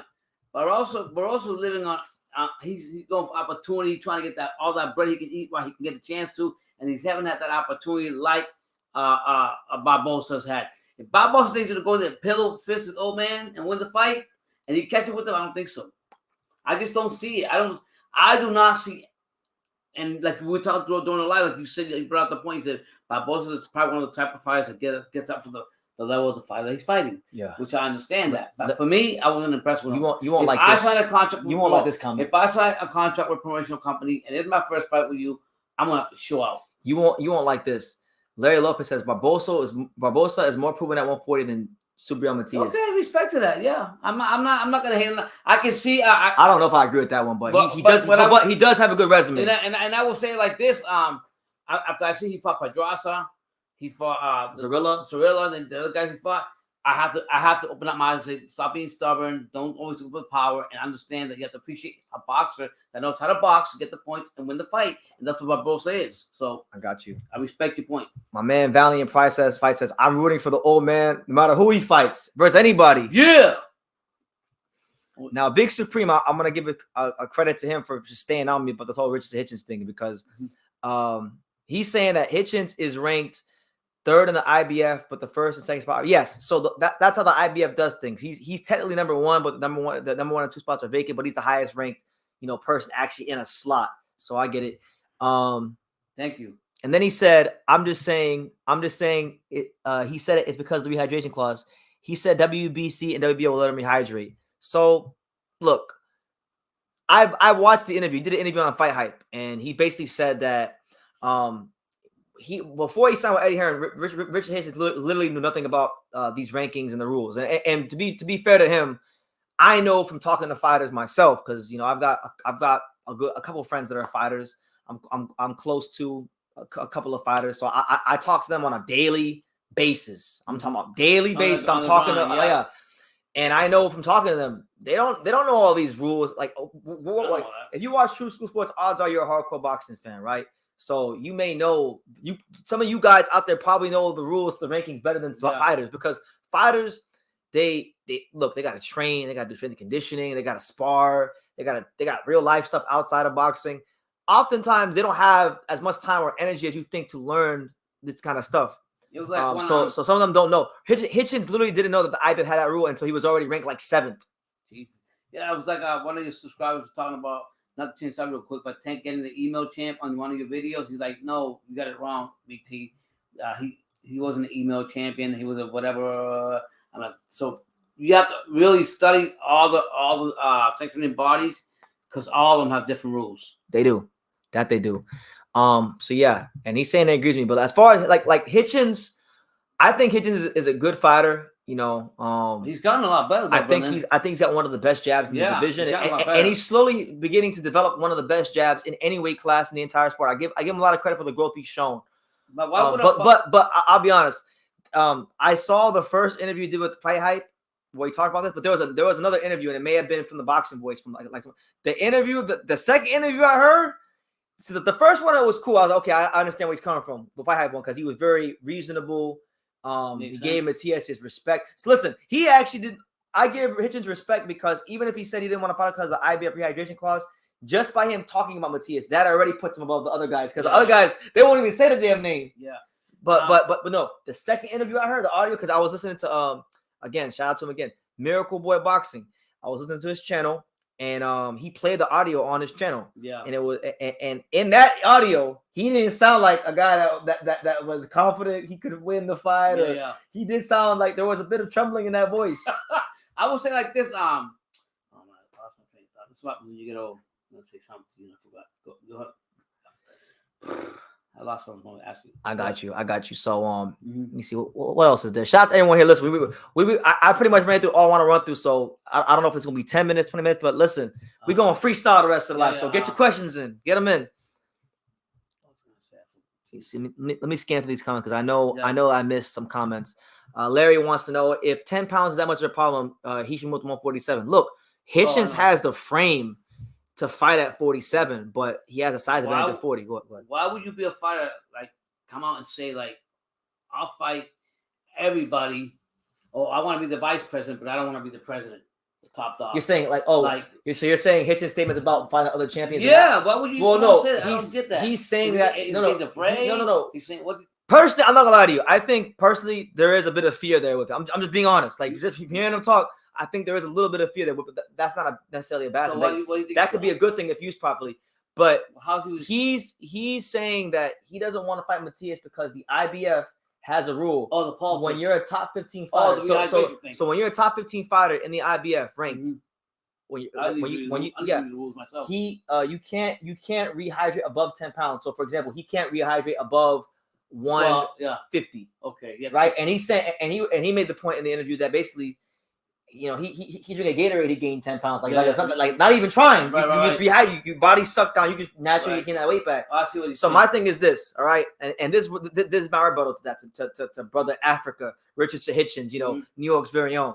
My rebuttal to that would be, okay, if your body is sucking down that much to get to the weight, and you don't want to be put in a disadvantageous position to where you have to fight for the IBF belt at 140. Here's a crazy idea: move up to 147.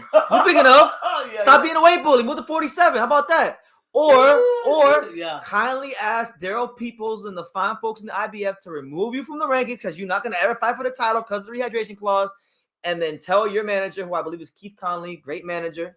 Okay, tell your great manager that, hey, I'll go WBC, WBA, WBO route, but I'm not ever going the IBF route because of X, Y, and Z.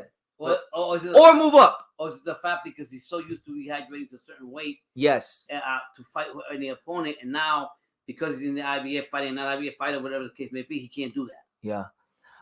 Rico wants to know, your boy Atif Overton is fighting on Friday. You said you're going live. Are you going live for the fight? I didn't plan on going live for his fight because I mean he's fighting a can. He's fighting Cleotis Pendaris, who's like 21-17 or some shit like that.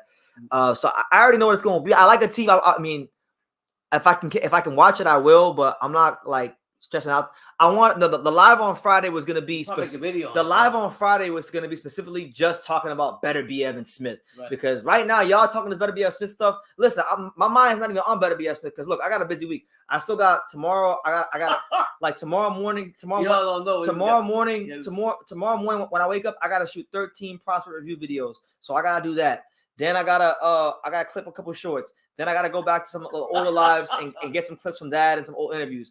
And then look. And then after I do that tomorrow, after I do that tomorrow, we go through all the lives. Look, Wednesday and Thursday, I'm not doing nothing. I'm taking a well-deserved nice 2 days off. But there will be content still posting. Thursday, I'm going to the Panthers game. The Panthers, baby. The Panthers. Yeah. So the best team in the world. All the boxing. He get on the boxing. So I'm pretty excited. Really, to me, look, I just want to get through this week. I want to get to Tuesday and Wednesday, get all my work done for Thursday. For when I go to the Panthers game, I can just chill. I can relax. I'm going to be nice and recharged. And then Friday night, we're going to be lit. We're going to be turned up. I'm going to tell you guys for like 2 hours straight why Catalin Smith has not a snowball's chance of hell beating out to Better BF. Didn't Harold supposed to be some Japanese fighter that he wants us to watch or something? Didn't he remind me from the last live? I forgot. Could be wrong. Harold. I forgot. If he's here. Shout out to Dan Rubin. Yeah. Daniel Rubin. He says, where is he? He said, I'm late to the party. He said, BT to GOAT. That's right. Nah. Pro box, man. He had me laughing. Listen. Danny had me laughing. Danny, my son had me laughing when you guys did the last fight. And he was going against Ramirez, and you didn't know his wife was right there. Oh, yeah. And Ruben was like, yo, that's his wife right there. Yeah, he's crazy. Yeah. Listen. Shout out to Ruben. Listen, I'm not getting paid. TV. I'm not getting a dime. And listen, I don't need to get a dime. Yeah. I like Pro Box TV so much that I'm telling y'all, if you're not watching these Pro Box TV Wednesday night cards, can you even really call yourself a boxing fan? They put on such great cards on such a consistent basis. They haven't had one yet, but they'll have one January 17th. Their first show is Myquan Williams versus what's the guy? Jose Feliciano, I think is his name. Jose Feliciano. Well, that's a good fight. Myquan Williams, he fought my guy Trayshawn Wiggins. Trayshawn Wiggins was the B-side. Fought Myquan Williams in New York in his hometown. Got a draw. And you normally know what that means if it's a draw in somebody's hometown. But Myquan's a good fighter, undefeated. I think welterweight. Should be a good fight on Wednesday, on the 17th. And for the app, you're going to go, you can watch all the fights from all over the world, wherever they're fighting. Spanish, you got it in Spanish also, in English, and whatever else you want. I mean, what I like the most about that, the commentators. Yeah. You got Marquez, you got Marajani. Yeah. I don't know if I'm saying it right. You got Jerry. Yeah. Well, I don't know some other names, but they got the knowledge. They do the thing. And then also look, the real card, the card I'm gonna be at the end of the month, January 31st. Angelo Leo coming back, fighting Mike Plania. Big fight for him. He wins that fight, he's gonna show up the rankings, and who knows, man? Maybe he winds up getting a call for a world title or a big fight against like a Stephen Fulton in a rematch. Who knows? He's one win away from really being in a big fight next. So I'm really excited about his fight. But shout out to my guy in Australia, QC says, there they go. True School Sport After Dark, where we talk life and sports with the cigar and the drink. What's good? What's good with it? I see Zissou will destroy everybody this year. Yeah. I'm with you, BT. Let's go. That's right, man. Thanks, Lance. Ken Shea versus Carlos Calizales. Good fight. That'll be what? January. Is that January 24th? I think that's January 24th. This is blasphemous. This is listen. There's gonna be many blasphemous comments about boxing, but never. I don't care if they have more Stanley Cups than us. No, the Lightning can win 10 Stanley Cups. Nobody cares. The Panthers winning 1 Stanley Cup will mean more than all Lightning Stanley Cups. Why you say you like the Chuck?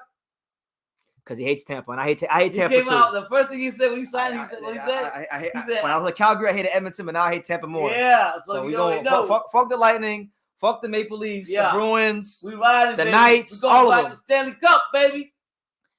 No, he's out now.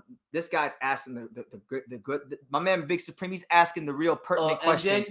He's asking the real important, pertinent questions. He says, last question, why do you hate Virgil Ortiz? Now, look, I'm glad you asked this because this could actually this could actually be I'm serious. This could be a 3-hour live on its own. That's how much time we got.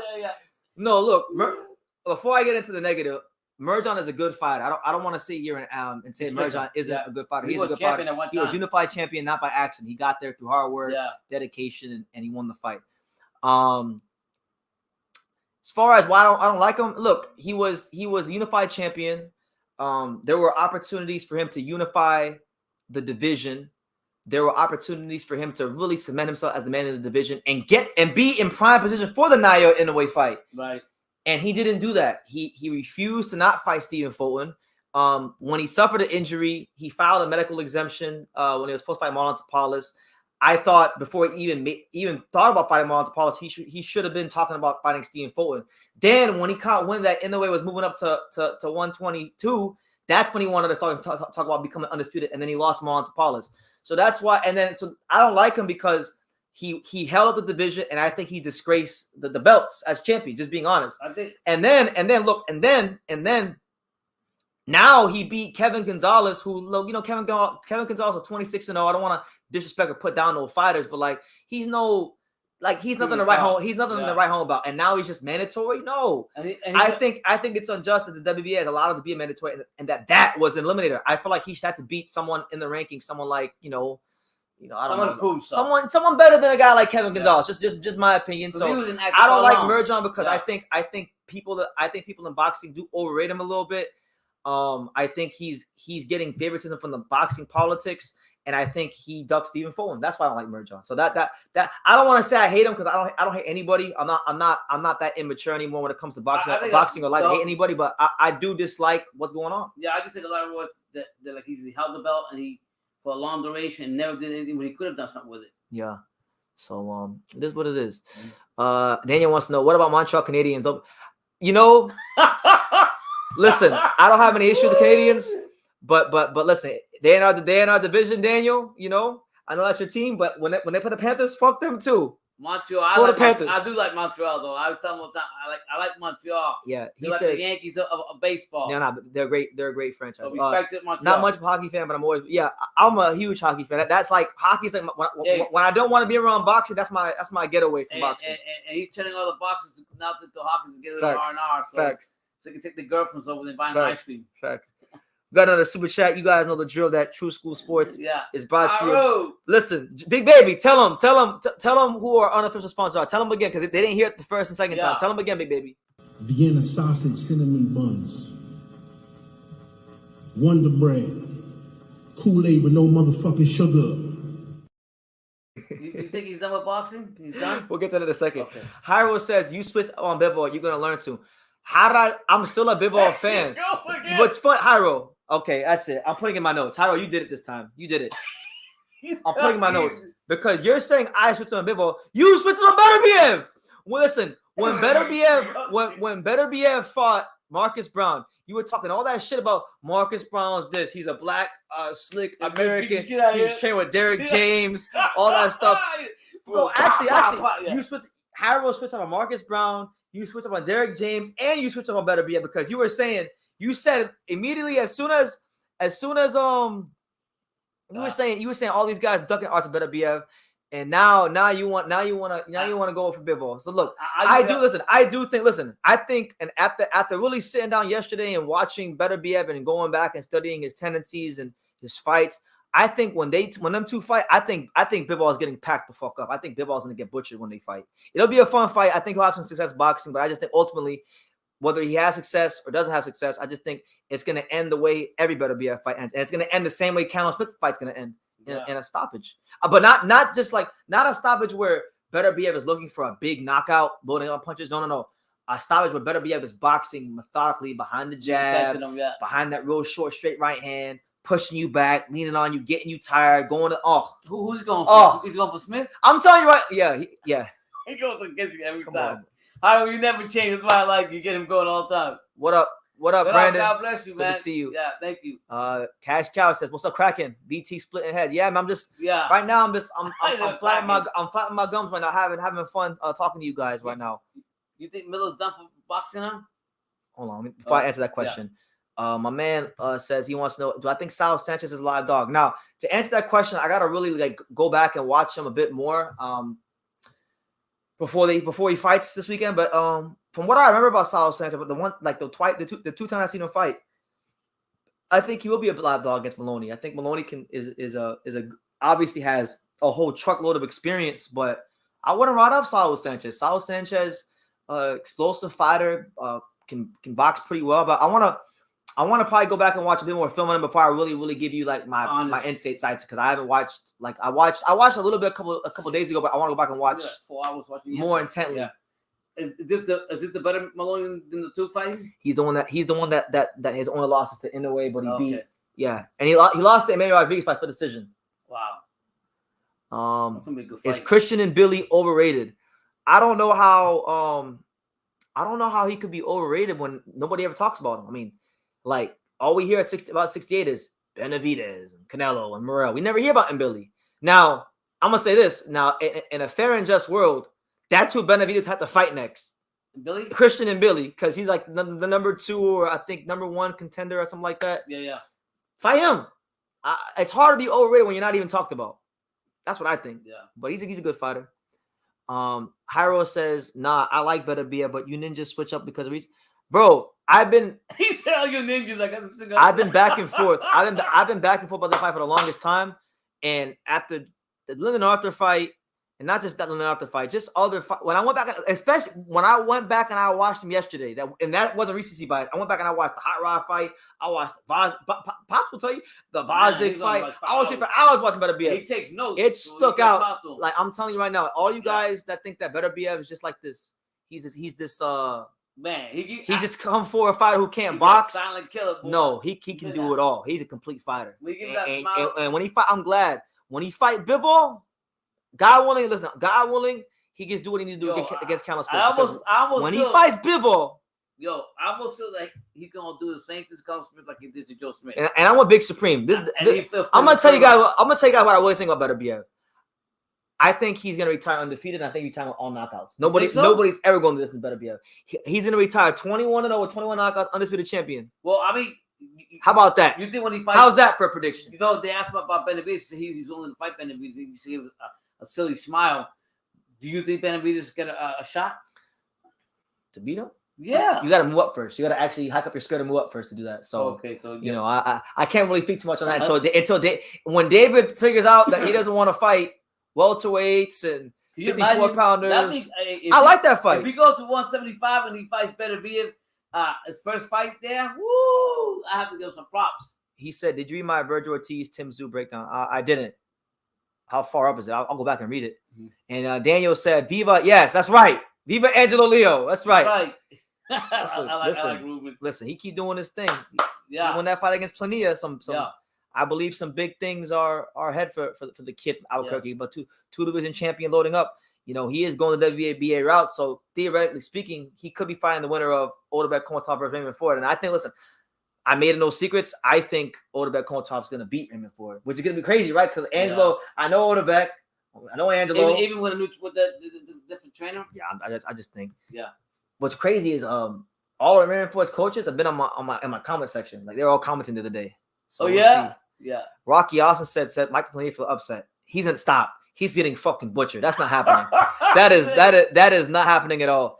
First, Rocky, in the chat, please let me know why you think that. I'm gonna tell you guys why. So when it comes to Angelo Leo, a lot of people comment on him and they use fights from like 2021 and 2020 against him. They say, "Oh well, he looked like this in the Fulham fight, and he looked like this when he fought Aaron Alameda," right?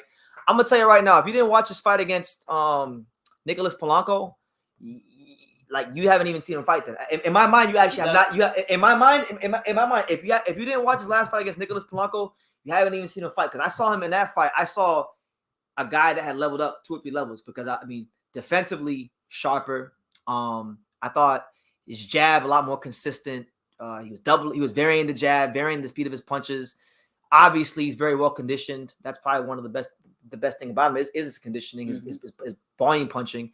Planilla is good. I think Planilla is going to come to fight like he always does. But we saw when he fought Elijah Pierce, and you saw when he fought Rai Salim.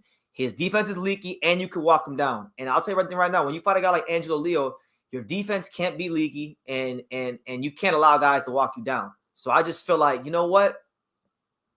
It'll be a good fight for as long as it lasts. I think Planilla gets packed up inside 7 rounds. Wow. And mind you, Planilla is a fighter who campaigns at 122. He's moving up for this fight. It's not good for him. That's not good for him. No. But look, if he goes in there and he somehow beats Angelo, then obviously I'm gonna give him all the credit in the world. He'll get the same kind of treatment that Stephen Fulton's got all these years for beating Angelo. So is Angelo like the heavy favorite? I don't know what the odds are, but I would assume he's gonna be a sizable favorite. But it's a good fight. Like I'm not down. It's a decent fight, but you're not. I'm not down talking Planilla. Planilla's a good fight. I remember when Planilla fought Joshua Greer all those years ago. When Joshua Greer actually had some hype in boxing, and people thought Joshua Greer was actually gonna make some real noise. He killed all that noise real quick. And he used to be an MNI boxing promotions fighter. Seriously? Yeah, he used to train out here in Miami. Wow. And now he's with Sean Gibbons and the fine folks at VBOT Promotions. Okay. And look, they're gonna have listen. I'll tell you one thing about this. Sean Gibbons has had a lot of fighters spar Angelo Leo in the gym. He knows how good Angelo is. Like he's not someone I gotta tell anything about that. He knows. Yeah. So I'm looking forward to the fight. I will be there January 31st in Plant City. It'll be the first fight I'm covering this year. I'm very excited about it. Yeah, I asked you about Baby Miller. You think he's done boxing? Daniel says Planilla is still training him. Okay, so there you go. Thank you, Danny. There you go. You said so. As far as Big Baby Miller leaving boxing or whatever,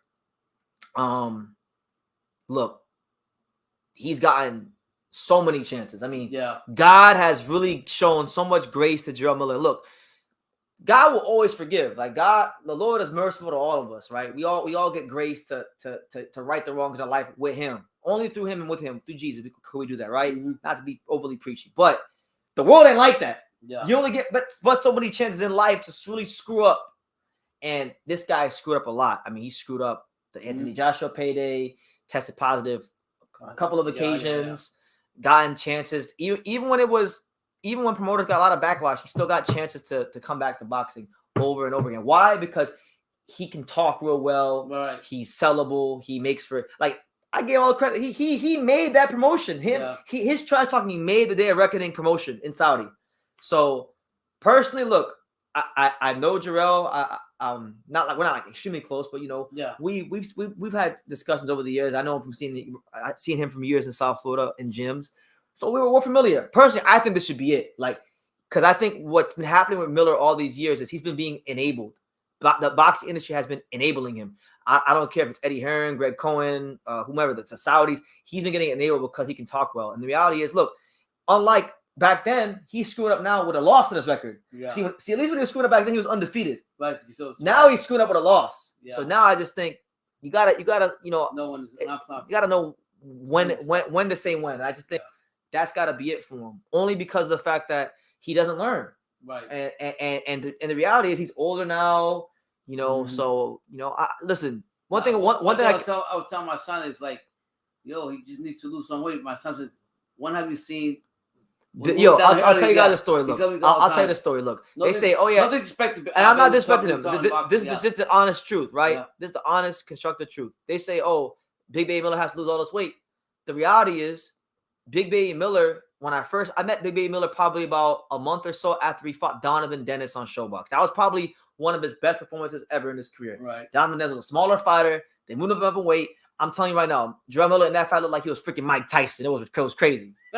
He weighed about, in that fight, I'm going to say he probably weighed somewhere around 275, 280 that fight. Damn.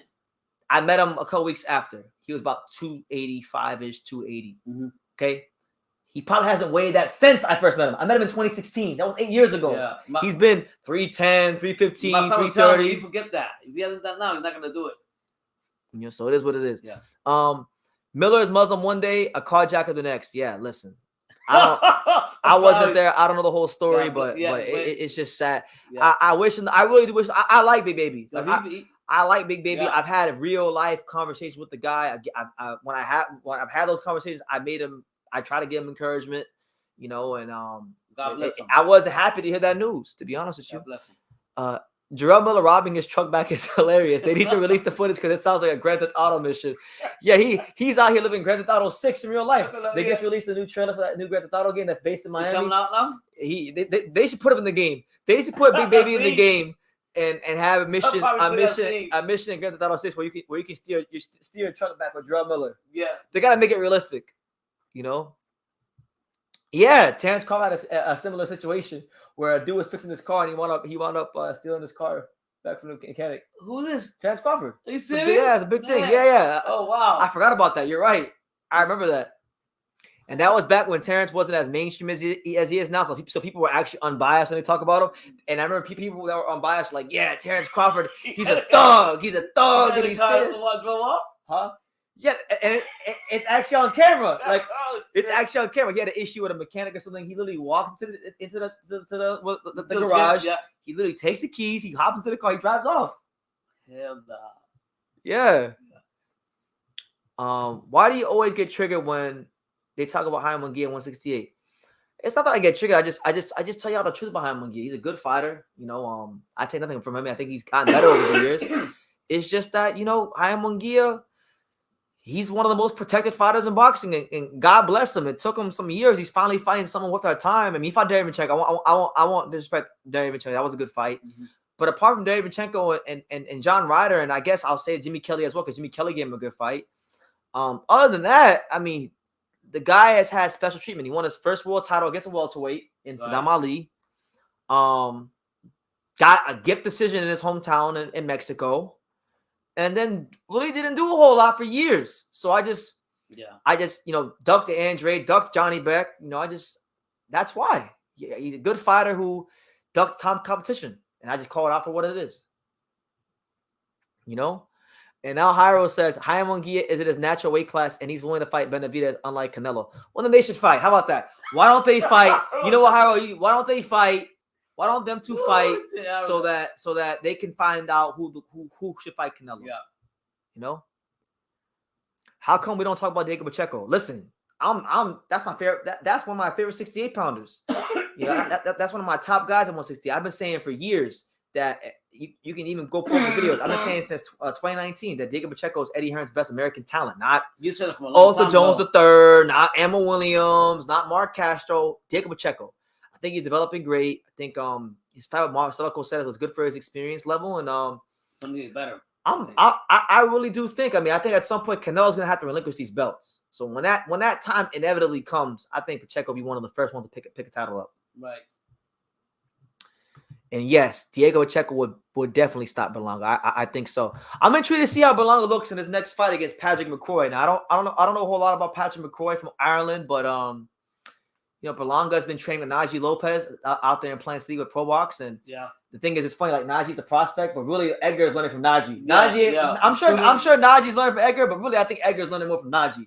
So I think I'm gonna give Edgar the benefit of the doubt. I think Edgar is gonna, and you know, with Coach Mark, you know, because I was a little skeptical of Coach Mark because all the staff at Pro Box was like, you know, Edgar was good without Coach Mark, but with Coach Mark, he's this and he's that, and I'm like, yeah, okay, right. So I had a chance to actually listen to Coach Mark speak for the first time on the recent Pro Box interview with Najee Lopez, and I liked what I heard. I liked his approach to boxing. I think Coach Mark is I think they're right about him. So I think Edgar should be more improved with Coach Mark. I think really like. I'm looking forward to see how he looks. Well, I really like the one. Like I know. Out of the gym, like he didn't do all the bling bling and all that stuff on TV. He's not wearing as much jewelry as he used to. So he goes out, I get it. But as far as like before, so I think it's really humbling for him, and it's also they're both learning from each other. So we'll see how it goes. Last couple comments, and then we'll go ahead and we'll wrap it up because it's almost 12:30 a.m. out here. But Jairo says Pacheco is overrated to me. He's the number 3 contender fighter. He's the number 3 contender fighter fighting guys outside the rankings. Morrell would stop him easily, takes him to school. That left hand will got through in the Cosetas fight. Do you guys ever agree on anything? You and Hairo? We get Virgil Akwadaliev. Get out of here. Are you serious? That's about it. That's about it. That's good enough. I'm like, you guys That's about it. But he's never been. He's always been a Pacheco hater. Has he? Yeah. Why? Which is funny because he dick rides Sebastian Fundora, and we listen. My boy Brian Mendoza, we packed Sebastian Fundora up, and he ain't been relevant since. All right. Brian Mendoza knocked out Sebastian Fundora into irrelevancy. So it's funny because he Jairo likes to dick ride the guy who's like a praying mantis / giraffe with boxing gloves on in Fundora. But then he says, "Oh, Pacheco's got tall man syndrome. He got no chin." But then Coseras, he took the shot just fine on Coseras. Yeah, that's funny. But nonetheless, thank you, Howard, for your comment. thank you for your comment. Look, on that note, guys, look. Yeah, I know Pop's getting a little tired. Yeah. This live ran about 40 minutes longer than I thought it would go. But we had a great time. Guys, I'm going to be live again a couple more times. I shouldn't even say tomorrow, today, because it's a new day. Yeah. So I'll be live in about 14 hours or so. Yeah. You know, 12 to 14 hours, I should be live again. And then I'll be live probably around this time tomorrow as well. So we'll talk about Inoue and Neri agreeing to fight each other. That'll be in the afternoon. At night, we'll talk about Earl Spence and this whole cataracts thing, and now all of a sudden he want to come out here and, you know, kind of make some excuses some months later. But nonetheless, listen, guys, check out all the content on the channel. A lot of great stuff coming. Shorts, everything. Shorts, interviews. We recently had Tevin Farmer and Latif Overton on the channel. Yeah. There'll be more on the way, so definitely keep tuning in. It's a 2024 is off to a flying start. And look, I'll see you guys on the next live. Yeah. It's been a pleasure on this live. I can't believe I got all this energy now because literally I could barely talk. They got the subscribers that you go. I was tired. That got me fired up. So we appreciate you. I'll see you guys in like 14 hours. God bless. And like I say in every single one of these videos, you can love me or you can hate me, but I'm just kidding from doing it. So until next time, take care, guys.